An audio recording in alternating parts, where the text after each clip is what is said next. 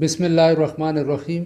آج میں آپ سے ایک خاص قسم کے ویکسین کے بارے میں بات کروں گا جسے نیوموکوکل ویکسین کہتے ہیں۔ میرے کچھ سبسکرائبرز نے اپنے کومنٹ میں یہ لکھا تھا کہ میں اس کے بارے میں یعنی نیوموکوکل ویکسین کے بارے میں ویڈیو بناؤں، تو اس لیے میں یہ ویڈیو بنا رہا ہوں۔ اب نیوموکوکل ویکسین کو سمجھنے سے پہلے نیوموکوکل ڈیزیز یعنی نیوموکوکل بیماری کو سمجھنا ضروری ہے جس کے خلاف یہ ویکسین دی جاتی ہے یا استعمال ہوتی ہے۔ اب نیوموکوکل بیماری جو ہے وہ ایک خاص قسم کے بیکٹیریا کی وجہ سے ہوتی ہے، یعنی وائرس کی وجہ سے نہیں ہے، یہ ایک اور جراثیم ہے جسے بیکٹیریا کہتے ہیں، اور اس بیکٹیریا کا نام ہے اسٹریپٹوکوکس نمونی یا نیوموکوکس۔ اب یہ دو قسم کی نیوموکوکل بیماریاں کاز کرتا ہے۔ ایک یہ ہمارے پیپروں میں یہ انفیکشن کاز کر سکتا ہے جسے نیوموکوکل نمونیا کہتے ہیں۔ اب نمونیا میں یہ کرونا وائرس کی طرح کی علامات تقریباً ہوتی ہیں، جیسے تیز بخار، کھانسی، سانس میں دشواری، اور اس کے علاوہ اگر یہ دائیں طرف کا نمونیا ہو تو دائیں طرف چیسٹ میں پین ہوگا، اگر بائیں طرف کا نمونیا ہو تو بائیں طرف چیسٹ پین ہوگا۔ اور اس کے علاوہ جو ڈاکٹر جس کے پاس آپ جائیں گے اور اس سے علاج کرائیں گے تو وہ دو تین چیزیں کرے گا۔ ایک ہسٹری لے گا یعنی سوال و جواب کرے گا، اس کے علاوہ معائنہ کرے گا، خاص کر یہ چیسٹ کا معائنہ کرے گا، تو اس سے اسے اندازہ ہو جائے گا کہ یہ نمونیا ہے۔ اور اس کے علاوہ دو قسم کے ٹیسٹ کیے جاتے ہیں اس کو نمونیا کی تشخیص کے لیے۔ ایک چیسٹ ایکس رے کیا جاتا ہے یعنی چھاتی کا ایکس رے کیا جاتا ہے، اور اس میں ایک خاص قسم کے پیچز جسے کنسولیڈیشن کہتے ہیں تو وہ نظر آتی ہے۔ اگر اسی طرح اگر رائٹ سائیڈڈ نمونیا ہوگا تو دائیں طرف ایکس رے میں پیچ نظر آئے گا، اگر لیفٹ سائیڈڈ ہوگا تو لیفٹ سائیڈڈ پیچ نظر آئے گا۔ تو اس کے علاوہ اگر پورے کے پورے پھیپھڑوں میں ہے تو وہاں پہ پیچ پھر نظر آئیں گے۔ تو ایکس رے سے کافی حد تک پتہ چل جاتا ہے کہ یہ نمونیا ہے یا نمونیا نہیں ہے، اور اس نمونیا کو پھر کنفرم کرنے کے لیے کہ یہ نیوموکوکل نمونیا ہے کسی اور وجہ سے نہیں ہے، اس کے لیے پھر سپوٹم کلچر اینڈ سینسٹیویٹی کا ٹیسٹ کیا جاتا ہے، یعنی بلغم کا ٹیسٹ کیا جاتا ہے۔ تو اس میں کلچر میں یہ جو جراثیم ہے، بیکٹیریا ہے نیوموکوکس کا، یہ لیبارٹری والے بتا دیتے ہیں گرو کر کے کہ یہ نیوموکوکس ہے، اور ساتھ سینسٹیویٹی میں دوائی بھی بتا دیتے ہیں کہ کون سی اینٹی بائیوٹک اس میں اس جراثیم کے خلاف کام کرے گی یعنی سینسٹیو ہوگی، تو وہ اینٹی بائیوٹک جب ان لوگوں کو دی جاتی ہے تو ان کا علاج اینٹی بائیوٹک سے کیا جا سکتا ہے۔ اچھا، دوسری جو بڑی بیماری یہ نیوموکوکس جو بیکٹیریا ہے جو اس کی وجہ سے ہوتی ہے، وہ اس کو مننجائٹس کہتے ہیں۔ یہ جو ہمارے دماغ کے ارد گرد جھلیاں ہوتی ہیں ان میں انفیکشن ہو جاتا ہے یا انفلیمیشن ہو جاتی ہے تو اسے مننجائٹس کہتے ہیں۔ عام زبان میں اس کو گردن توڑ بخار کہتے ہیں، اس لیے کہ اس میں گردن مریض کی سخت ہو جاتی ہے، اور یہ ٹوڑی جب ایسے چیسٹ کے ساتھ ملاتے ہیں تو وہ گردن چونکہ سخت ہوئی ہوتی ہے تو ٹوڑی مریض اپنے چیسٹ کے ساتھ چھاتی کے ساتھ نہیں ملا سکتا۔ اور اس کے علاوہ اس میں تیز بخار ہوتا ہے، اور سر میں درد ہوتا ہے، غنودگی ہوتی ہے، اور یہاں تک کہ بے ہوشی بھی ہو سکتی ہے۔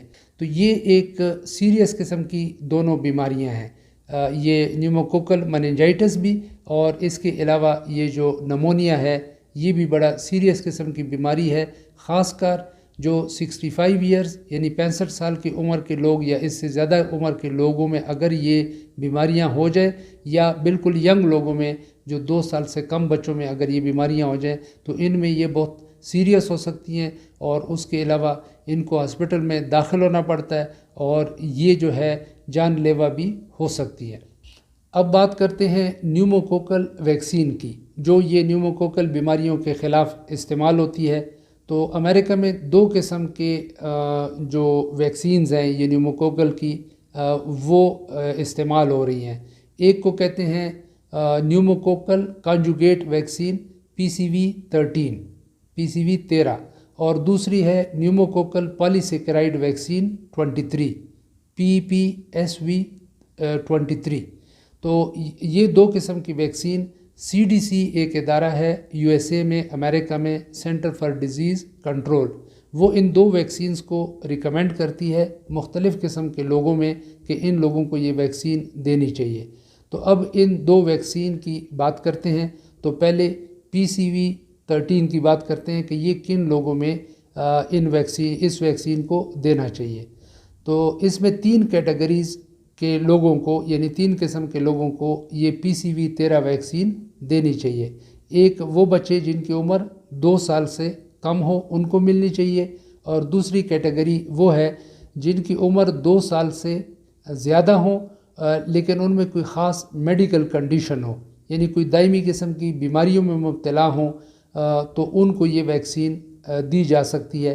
اور وہ دائمی قسم کی بیماریاں جیسے پھیپھڑوں کی بیماریاں، دمہ ہو گیا، دل کی بیماری، جگر ہے اس کی بیماری ہو، گردے ان کے کام نہ کر رہے ہوں، گردوں کی بیماری ہو، یا بلڈ کی کوئی ڈیزیز ہو جس طرح سکل سیل انیمیا ہوتا ہے، تو ان لوگوں کو یہ جو ویکسین ہے PCV13 دینی چاہیے۔